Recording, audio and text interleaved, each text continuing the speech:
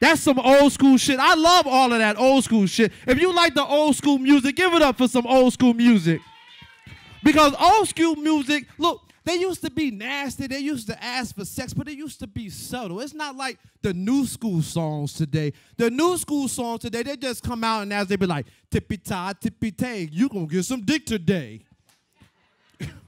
Do you want this dick or not? Want to suck my balls or not? Or not? Or not? Can you lick my ass or not? I'm like, what? I'm like, what is they singing about? You gotta be careful, especially if you got kids. They around here singing all of these songs and stuff. You gotta eat the booty like grocery. What? You better go sit your little ass down somewhere.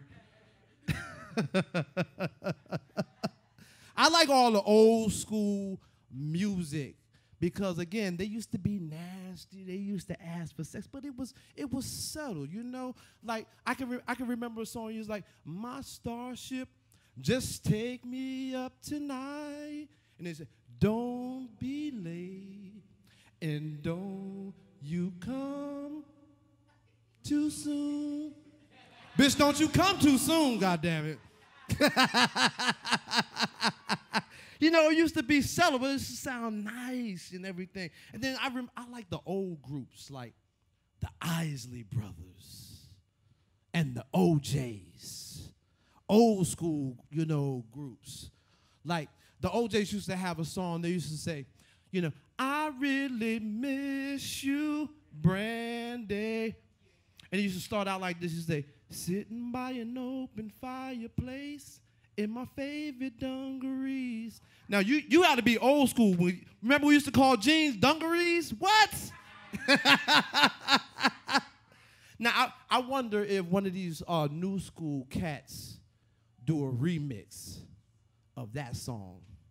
How would it be like? Like Omarion, he did a remix of that. Like, "Sitting by an open fireplace in my favorite skinny jeans.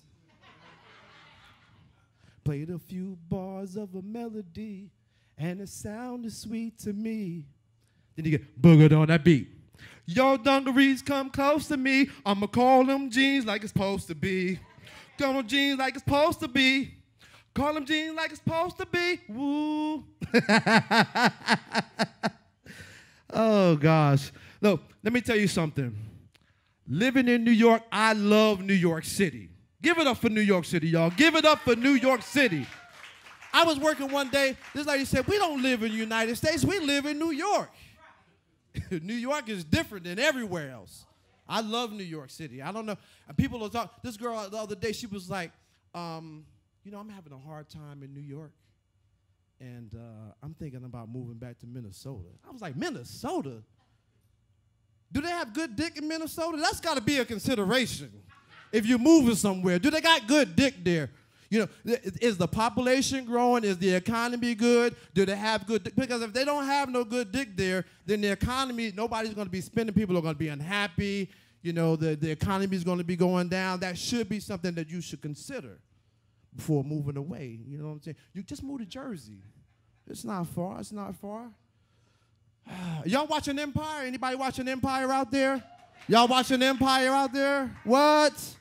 That show is exciting. What? The acting is great.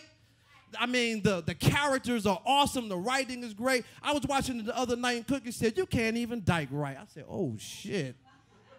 But, you know, I love the song. I love the show. I love the actors, the characters, and everything, but I just have one problem with the show. I got one problem with the show. One of the songs on the show. You know which one I'm talking about? "She make my thing go drip, drop, drip, drippity drop, drip, drop." I'm like, what? Look, I'm not a doctor or anything like that. But if y'all did it all night and she made your thing go drip, drop, you got an STD, boy. Really? We did it all night. Bareback right. 3 days later, she made my thing go drip, drop, drip, drippity drop. What? Look, let me tell you something. I'm 45 years old. I have 4 children, and I have 3 grandkids. Give it up for that, because, look, a lot of people, they say, you know what? You're 45. I thought you was like 29, 30, 31, 32, 35. I'm like, all right, I'll take all of that, whatever, you know. But I'm like 45. And since I got 4 kids, I say I'm 45 to the 4th power. Because I'm telling you, kids will make you older than what you really are. Trust me, they will do some crazy shit. You know, my kids, my little boy, I got 2 boys and I got 2 girls. And let me tell you something. You have to show them some tough love. My boy was at home fighting one day, and they called us up on the phone, and the girl said, they fighting. And one of them said he was going to run away from home. Now, he's 6'4", like 265 pounds. My wife said, give me that damn phone. She said, you better stop acting stupid and sit your ass down. She said, let him run away from home. He'll come back when he's hungry. I said, well, you damn sure right, because that boy does like to eat. But look, you could be 45, 50, whatever. Let me tell you something. You can look good on the outside, but let me tell you something. Your body will still let your ass know that you're still old as hell on the inside. Let me tell you something. You can look good on the outside, but your body will let you know. Let me tell you something. One of the things that I do, when I get up in the morning, at 45 years old, when I get up in the morning, I got to lay in the bed for 5 minutes to figure out what's going to be hurting today. Like, oh, shit, it's my ankle. And why my ankle is swollen? I didn't even do nothing, Jesus. And then you know, when you're like 45 years old, and you know, I just think this is not even an age thing. Light-skinned black people, we can't sit on the toilet like this for too long because we get those little marks on our knees and shit. You know what I'm talking about? You ever had that before? I'm telling you, your body will let you know that you are still old as hell. I'm telling you. Your body will let you know. When you're like 45 years old, your body doesn't act the same way that it used to act when you're in your 20s. Sometimes your body will say, you got to shit, and you better haul ass to that damn bathroom. Don't give you no warning. You better go right now. I'll wait a few minutes. No, you better go now. Your body will let you know, like, shit, you still old. You might look young on the outside, but you still old on the inside. Let me tell you, your body will let you know. Now, let me tell you something. I work in the entertainment industry. It has been a wonderful ride over the last few years. I, as an actor, have gotten a chance to meet some amazing people. I got to meet Chris Rock. I got to meet J.B. Smoove. I got to meet Jim Carrey. I got to meet Tina Fey. I got to meet the cast of Saturday Night Live. And out of all these people I get to meet, they all have this one thing. They always say this one thing. You look like Common. I got a chance to work on Saturday Night Live, right? So I'm working out there with Jay Farrow. And I got to work on there a couple of days. So the first day, he's sizing me up, and he's looking at me. He's like, then he walked up, he was like, dude, you look like Common. So I bust out one of my Common raps on him. I was like, hands to the heavens, no man, no weapon formed against, yes, glory is. He was like, oh, shit, you even sound like Common. It's just fucking me up right now. I was like, well, you know, when y'all get ready to do one of those Common sketches, you know, I got one already made up for you. You know what I mean? Like, Common's getting his Oscar and his Grammy. He's all nice. You know, Common is all nice and calm and everything like that. But then when he gets backstage with an award, he's like,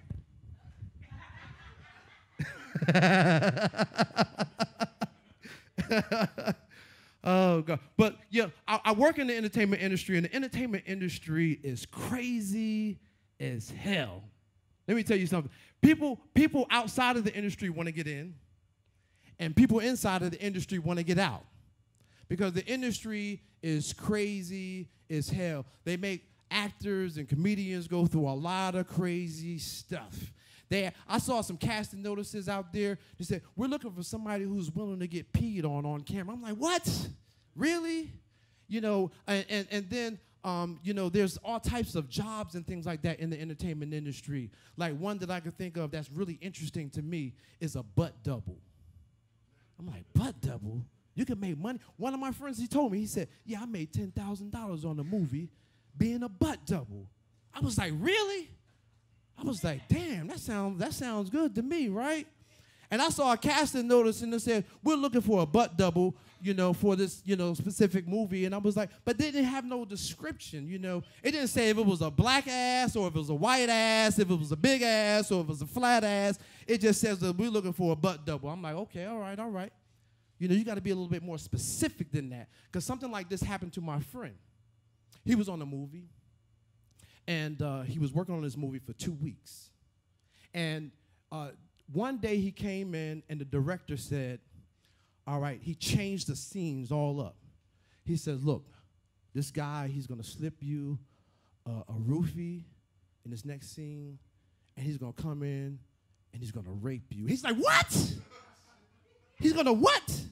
He's like, no, I'm sorry, I'm not comfortable with that. And we didn't talk about that ahead of time. I'm not prepared for that. It's not happening. He says, look, we've been shooting for 2 weeks. He was like, just do me a solid. He's like, no, I'm not doing it. So they're arguing back and forth. And then the director comes up with an idea. He says, I'm going to get you an ass double. He was like, all right, cool. Now, look, my friend is about 5'10". He's about average height, cut up. He's about 170 pounds. The butt double shows up, it's like 300 fucking pounds. I'm like, how the hell is that gonna match? I mean, really though? and then let me tell you something. When I moved back to New York, the first audition that I had an opportunity to go out on was an audition at NYU. So I got the casting notice and it said we're paying $750 a day. And when they called me in, I got excited about it. I was like, what? Yes! So I got there and then the casting director said, we're doing the training video for the mentally challenged. I was like, all right. He says, we're actually teaching them how to masturbate. I was like, really? At this point, I'm looking around because I'm thinking that I'm on Punk'd or something like that. I'm looking around for cameras and shit. And he said, no. He said, because studies have shown that because they're mentally challenged, they don't know how. And he says that because they don't know how, they find themselves frustrated at work and at home and everything like that. I said, well, shit, that's everybody. Shit. He said, but, we're trying to fill that gap. He said, so the job pays $750 a day. Are you all right with the rate? I was like, yeah, that's good. He said that it shoots on the 28th, which is a Saturday. He said, are you available that day? I said, sure, that's good. I'm good. He said, now, my last question, he said, are you willing to masturbate on camera? I was like, what? Are you willing to masturbate on camera? We want you to play this mentally challenged guy named Frank, and we want you to tell your audience that it's okay to masturbate. Seriously, this really happened to me. I was like, really? I'm really looking around for the camera. I'm expecting somebody to jump out and like, you got punked or something like that. But no, it was real. So he said, are you willing to masturbate on camera? I said, for $750? Hell yeah, I do that shit for free all the damn time. Shit, $750? Somebody always asks me, say, did you get the job? Did you get the job? No. They didn't like my pepper shaker method of masturbation. Like, nah, you can't do that. No. You know what's funny? Speaking about this subject, we were on the subject of sex and all of that. I find in my 45 years of life that whether it's men or women, people are always curious about the dick size. Want to know what size is it? How much are you rocking with? They want to know. They want to know ahead of time. I see they clapping over there. Yeah, we want to know. Women want to know. Men want to know. Everybody want to know. What's the dick size? And they got all kinds of, they say, well, if you got big feet, you probably got a big dick. Well, that's not always true. You can ask Shaq. No, I'm just kidding.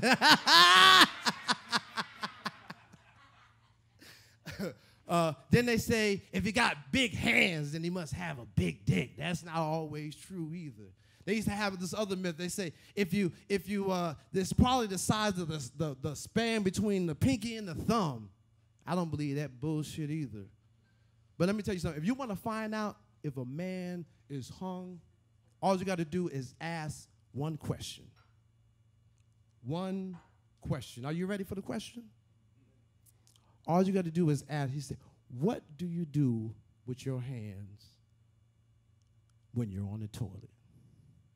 What do you do with your hands? Let me tell you something. It's true. What do you do with your hands when you're on the toilet? Now, if he answer, well, I'm checking my text messages, I'm checking my Facebook, my Instagram, I'm sending emails and shit, he's not hung. Because a hung man is holding that dick. So now he's trying to prevent that dick from touching that toilet water. And if he's over 50, the other hand is holding the balls too. I'm telling you. I'm just saying. I don't play video games. I'm just saying. I don't play video games. I'm just saying. You know, I was over at my sister's house one day, and my sister, we always have family gatherings and stuff like that. We always have a lot of people over at the house. And there was a lot of men over at the house that weekend, and she came out, she said, somebody done peed on the toilet seat. And my sister is a clean freak. She don't like that. They didn't wipe it up. She started interrogating everybody. She looked up, she said, Chris, I believe it was you. Because you the tallest and you the furthest away from the seat. I looked at my sister dead in the eye. I said, just because I'm the tallest don't mean I'm the furthest from the seat. Because I don't play video games. I'm just saying. Oh, gosh. Let me tell you something. You know, getting back to the entertainment industry is so freaking crazy. People are trying to get in, and people that are in are trying to get out. Because really, a lot of people don't really appreciate you when they have to pay. They love your work until they have to pay. People always want to give you these big dreams. They say, no, we can't really pay you right now, but we're going to give you exposure. We're going to give you exposure. You're going to be everywhere. We're going to see your face everywhere. You're going to be on billboards. You're going to be on television. I was like, really? So I called up Verizon. I called up the telephone company. I called up the landlord. I was like, I got this big job. I wanted to know if y'all take exposure as payments. They said, if y'all don't pay us in cash, check, or a money order, your ass is going to be exposed to the elements. So I had to call that producer back. I said, I'm sorry, I can't accept exposure as a payment. I need some money. I need some real money. I can't work for exposure. But that's what people want to do. They want you to work for 12, 14 hours, 15 hours a day on a set. They want to feed you cheeseburgers and Oreo cookies from Costco for exposure.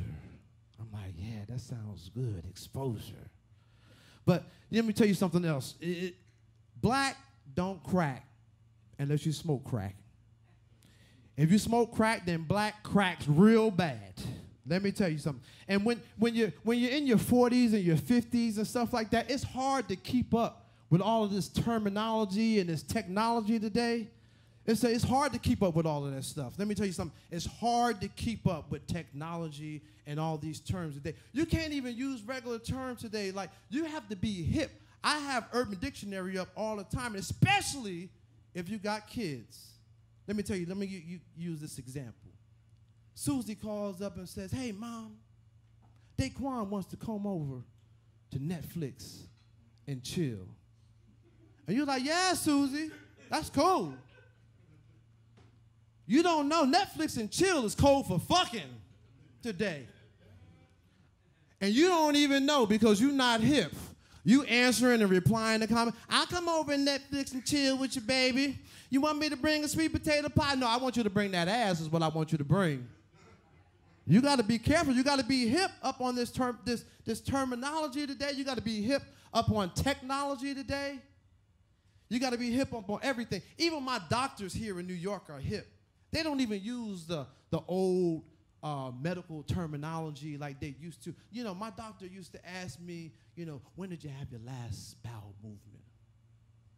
I got a young Jewish doctor now. He said, did you shit this morning? I'm like, damn. He said, blood sugar's kind of high. Does your dick still work? I was like, well, I was having a little problems with that. But he said, look, when you're in your 40s and 50s, you start dealing with shit like erectile dysfunction.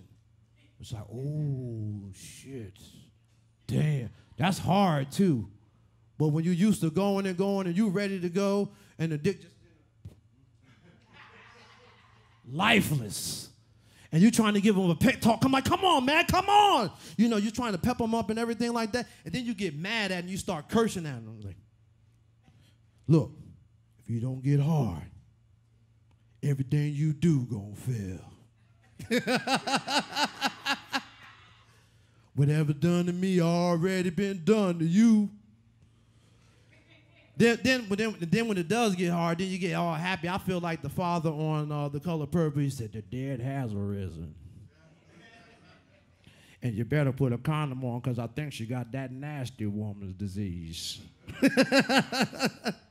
But let me tell you something. You have to deal with, sometimes you start dealing with that shit in your 40s and 50s. Other things that you have to deal with in sex, like myself, I'm a diabetic, 45-year-old diabetic, but I lost 70 pounds in the last year and a half. I went from a size 40 waist all the way back down to a 32. Look, my sisters would tell you, I always been skinny my whole life. A lot of people, they saw me real big. When I moved back to New York, I gained 70 pounds in 1 year. I was like, oh, shit. Damn. I was like, I got to get this shit off of me. So I was at the gym 5-6 days a week. I was like, I can't eat all this shit I was eating. All this pizza and all this shit, I gotta give this shit up. But you start dealing with stuff in your 40s and 50s like erectile dysfunction, and then you also have stuff like if you got diabetes, you could be in the middle of sex and just doing a thing and then get low blood sugar like, oh shit.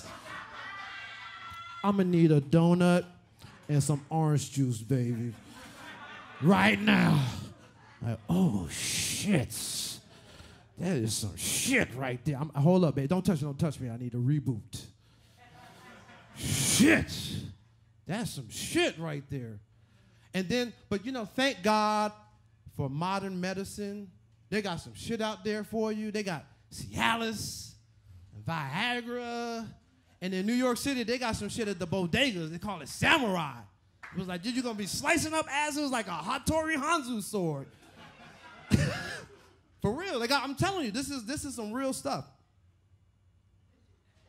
In New York, you could go to the bodega. You'd be like, and they always got it behind the counter, and the dude is like, ah, my friend, you ready to have a good time tonight? Like, damn, really? Just all excited and shit. But you know, one of the things about Viagra, Cialis, and all of that stuff, one of the side effects that they never tell you about. See, they always tell you about the, if you have an erection more than 4 hours, seek medical attention.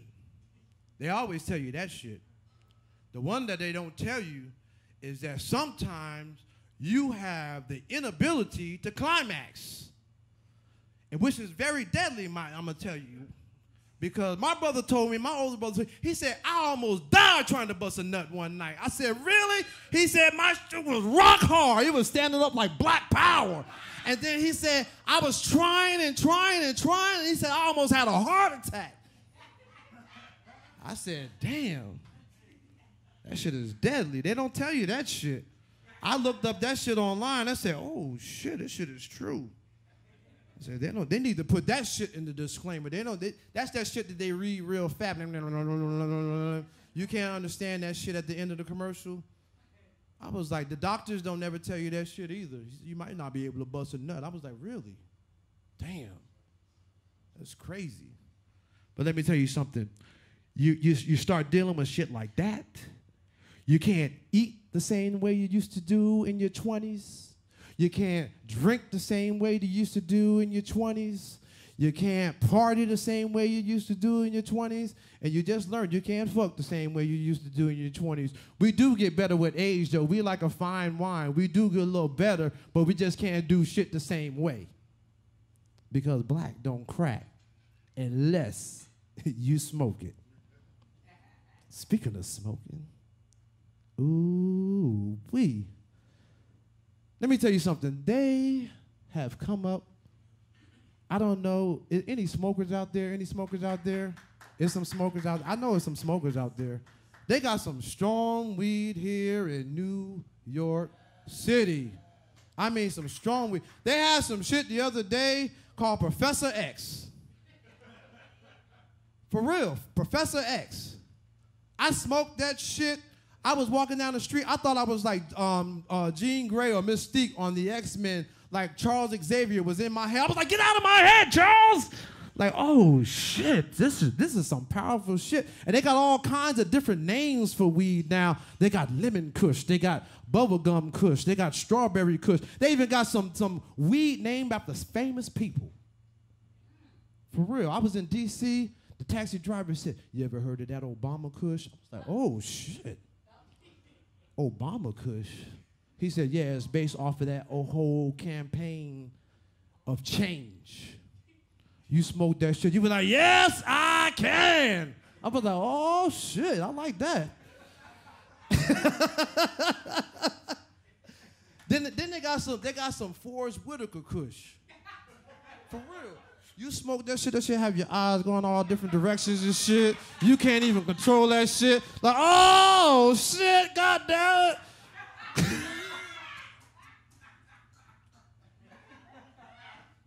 I was like, nah, I don't want none of that shit. I don't want none of that shit. Then they got some Donald Trump kush.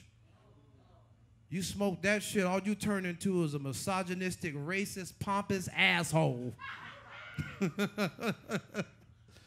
I was like, I want to be so famous that they named some weed after me. I was like, that's good right there, because people will do that shit forever. You know, they'll be smoking, they'll be thinking about you. I need some of that. They even got some weed that's called Jesus Kush. If you want that celestial high, you just want to get closer to God, then you smoke that Jesus Kush. I was like, really? I was like, you know what? I really need to try that out. I need to try that. For real. But let me tell you something. They got all kinds of, and then when you be on shows like Law and Order, like I was on Law and Order this year. I play a cop a lot. I was a cop on 30 Rock. I was a cop on this show. I was a cop on that show. When you're a cop on TV, let me tell you something. You can't go buy no weed on the street no more. You can't go buy weed on the street no more. They was like, I saw what you did to Piper's brother, and you planted that weed in there. You better get their ass out of here. I was like, oh, shit. I'm serious. You can't just go buy weed on the street no more. And they got all kinds of new technology today for weed and shit. They got an app where you can find all kinds of shit, like what types of weed and the strain and everything, and then you can push a button, and it says, find nearby. I was like, oh, shit, I like that. I was like, they got all kinds of technology. Even the weed people have to. My weed dude sent me a Groupon the other day. He was like, I got 50 for 35. I got 50 for 30. I was like, oh, shit. I can't wait for the Black Friday specials. Then they got technology. He was like, okay, you can track your weed. He was like, your weed is 5 blocks away. Come on down and pick it up. I was like, oh, shit. Really? I love that shit. That's what I'm talking about. That's why I can't, see, that's, you know, when you move, that's got to be a consideration. Do they have good dick? Do they have good weed? I got to go check that shit out. I'll ask the realtor, do they have good weed here? I don't know. Are you the wrong one? I need to find somebody who smokes. For real. My weed dude sent me a group. I was like, damn, they be having special. And then weed people, they have, drug dealers have marketing campaigns now. They was like, we got weed for every need. I was like, oh, shit. They got a slogan and everything. We got weed for every need. I was like, all right. But let me tell you something. My weed dude, they're good. Matter of fact, I'm going to put them on my Christmas list. Let me tell you something. You know that weed is good when you buy your weed deal a Christmas gift. Like, they're real good. They take real good care of me. Let me tell you something. You can smoke and just forget about a whole bunch of shit, a whole bunch of trials and tribulations that you're going through. But you can't smoke too much. That's why, see, I'm a broke pothead. See, I ration my shit out. I put my weed in those little pill containers like Sunday through Saturday and shit. All right, this is for Monday, this for Tuesday, this for Wednesday, Thursday, Friday, Saturday, Sunday, this the Lord's Day. We're going to skip that day. We're going to double up on Monday. Shit. I got to spread my shit out so you don't smoke it all at once. You know what I'm saying? And then if I work real hard on one day and I don't get to smoke, then I can double up the next day. We're like, boop, boop. Yes. That's what we're going to do. But let me tell you something. I love technology. Technology is changing the way that we do things. Technology is changing our economy. You got people who are millionaires off of YouTube. There's a bunch of millionaires making $4 and $5 million a year off of YouTube. Let me tell you something. Technology is really changing our economy. Uber went from an $18 billion a year company to a $50 billion a year company in 1 year based on an app. I was like, oh, shit. I need to make me an app so I can make a few $1 million. What? Oh, I already got an app in mind. I'm making an app for nosy bitches. An app for nosy bitches. If you got a nosy bitch in your life, it don't even have to be your girlfriend. It could be your family member, your sister, your aunt. If they want to sneak and nose through your phone and all kinds of shit, I got an app. I want to develop an app that when they start poking through your phone, it generates a text message that says, "Did you kill the bitch yet?" Coming from your mom. Now, this is particularly frightening if your mother has already gone on to be with the Lord. But like, damn, she didn't even like me when she's alive, and now this bitch is texting me from beyond the grave. Oh, Lord. Did you kill the bitch yet? It's like, I need to make some money. And then my friend says that he's using Airbnb. He said that he used Airbnb enough for the past 2 years that he hasn't had to pay his rent in the last 2 years. I was like, whoa, shit. I signed up for Airbnb the next day. I was using Airbnb for everybody. My mother said she was coming up to visit New York. I said, all right, Mom, I'm going to send you the Airbnb link so you can make a reservation for your room, and you better hurry up because Christmas is the high season. It's going to get busy. You better put your deposit down now. My mother is still, she's trying to use technology. I love it, you know, when somebody older like your mother's trying to use technology, she start text messaging and stuff. My mother started using Snapchat, but she didn't know it was video. She's sitting on the toilet like, hey, Chris, how you doing? Like, oh. No. Ma, you know it's video, right?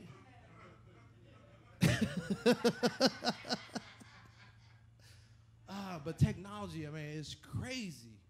Airbnb, Groupon, all of that kind of stuff is just changing the way that we do things. Is making people become millionaires and stuff.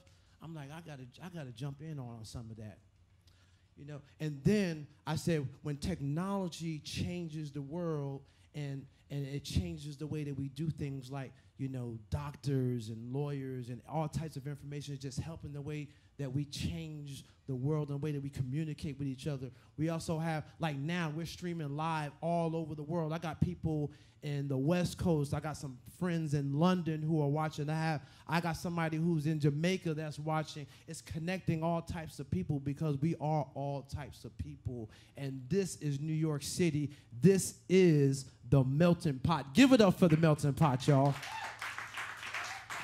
See, because, let me tell you something, because we live in the melting pot.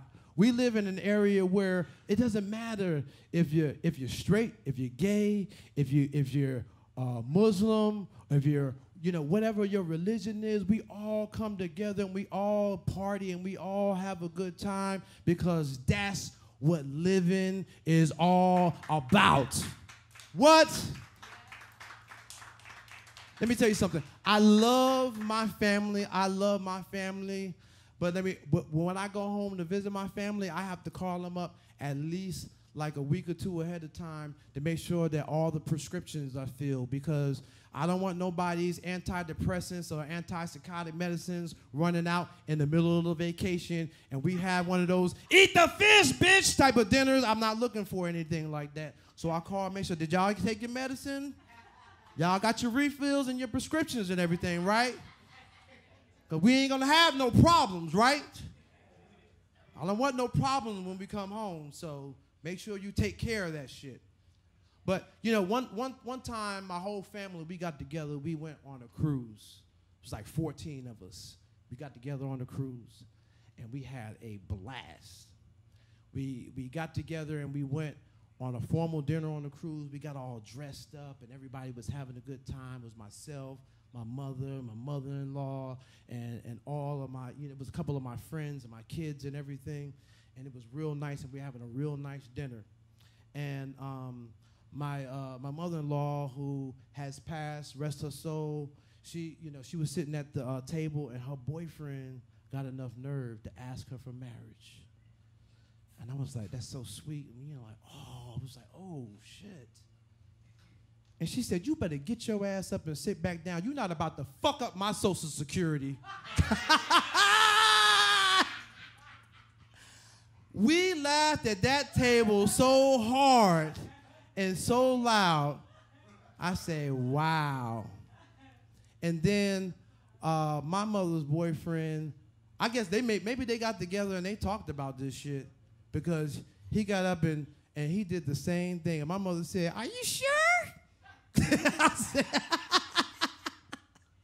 my mother is so funny. I love my mother. My mother, she don't really understand the acting industry that much. She, you know, she watches me on TV. How come that boy got more lines than you? I'm like, I don't know. Maybe because the show and the episode is about him. I don't know why he got more lines than me, Mom. But do you need me to call the director and the producer and ask him why? She will do it. That sounds like my mother. My mother, she would do it.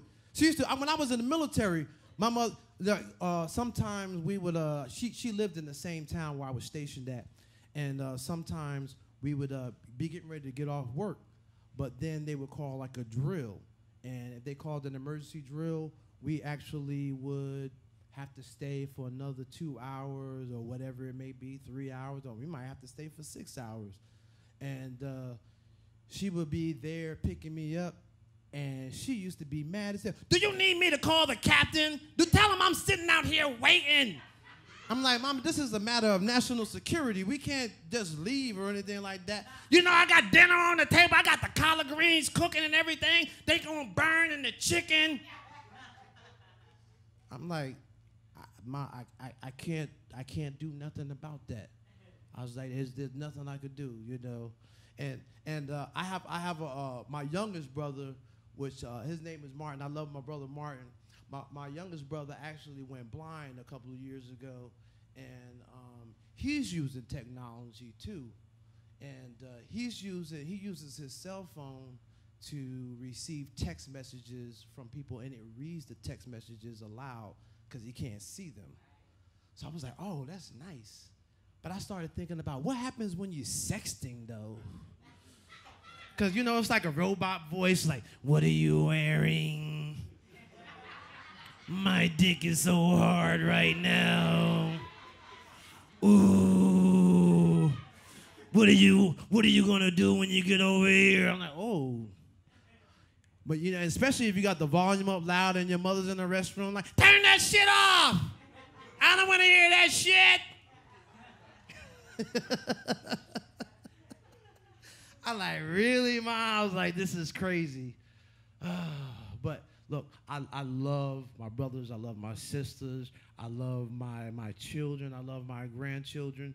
I love, you know, family. We don't get the chance to talk every day, but family is important. You know, family is real important. Friends are important as well. And I thank all of my friends that are watching online. I thank all of my friends that came out tonight, because without good friends, I'm telling you, people think we can get along without people, but you need somebody for something. You need to have somebody to help you with something. One time in your life or another, you need somebody to help you out with something. Let me tell you something. You got to rely on people. And I had to rely on people this week. And I didn't even want to dampen the mood, but my sisters and them didn't even know that. But my son, he got shot this week. And he was a victim of an attempted robbery. And I was like, wow, I'm getting ready for the show and everything like that. But because of God's grace, the bullet passed right through his arm. It didn't even touch anything, the arteries or anything like that. And he's all right. He's home. He was home resting in like 2 hours. I was like, that's God. So I'm thankful to be able to even stand here tonight and speak to you. And I thank you for coming out, because it really does mean a lot to me. I really do. I really do. I really thank you. But I want to leave y'all. I didn't want to leave y'all on a sour note or anything like that, because but I had to get that off my chest, because it was weighing down on me, and especially getting prepared for this comedy show and everything like that. But I want to leave y'all with this one joke, especially since the Pope is here today. The Pope was here today causing all kinds of traffic jams and everything like that. I was like, oh, gosh. So there's this one joke that I remember. It's an old school joke. This joke, there was a guy, he was actually going to be ordained to become a minister. And he went through all the trials and everything like that. And when he got to the last trial, and then when he got to the last trial was this. They had to stand in the grassy area of the church, right outside the church, and then there was going to be this stripper dancing in front of them, and all they had on was their robes, no underwear or anything like that. And if one of them got hard, they got kicked out. So she's dancing and everything like that, and they're going, and one guy, he was like, he's trying to hold it in, and he got hard, boom. He's like, all right. When he went down to pick up his clothes, that's when all the rest of them got hard. And none of them made it, and they all got kicked out. Look, my name is Christian Frazier. I thank y'all for coming out tonight. I hope you enjoyed yourself. I hope you had some fun. Check me out on Instagram, christianrfrazier. Check me out on Twitter, Frazier Chris. Have a good time. Continue to party tonight. Do the damn thing.